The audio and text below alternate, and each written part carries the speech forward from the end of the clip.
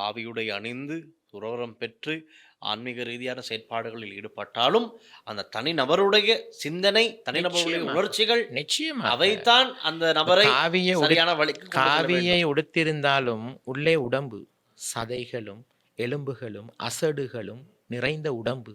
இந்த உலகத்திலே ஒவ்வொரு மனிதனுக்கும் உணர்வுகள் என்பது நிச்சயமாக உண்டு. புத்தன் என்ன சொல்லுகிறார் தெரியுமா? உன்னால் வாழ்க்கையில் முடிந்தவரை இந்த உணர்வுகளை கட்டுப்படுத்துவாயாக. ஆசைகள் அதிகரிக்கும் போது துக்கங்களும் வேதனைகளும் அதிகரிக்கும். முதலாவது உன் வாழ்க்கையிலே ஆசைகளை கட்டுப்படுத்துவாயாக, உணர்வுகளை கட்டுப்படுத்துவாயாக என்று புத்தன் சொல்கின்றார்.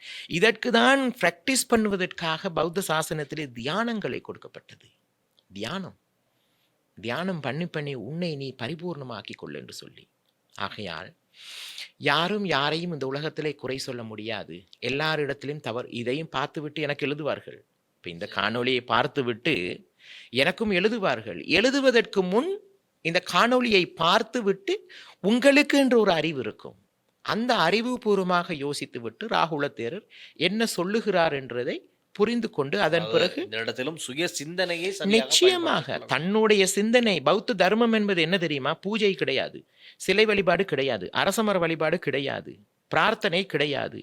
பௌத்த தர்மம் என்பது அறிவும் சரியான சிந்தனையும்.